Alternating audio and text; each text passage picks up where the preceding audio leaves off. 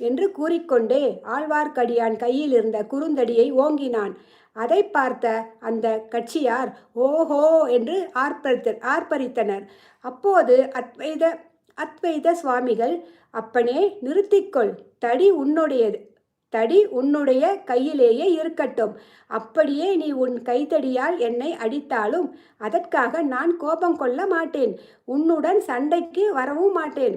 அடிப்பதும் பிரம்மம், அடிபடுவதும் பிரம்மம். என்னை நீ அடித்தால் உன்னையே அடித்து கொள்கிறவனாவாய் என்றார். ஆழ்வார்க்கடியான் நம்பி, இதோ எல்லோரும் பாருங்கள், பிரம்மத்தை பரபிரம்மம் சாத்த போகிறது.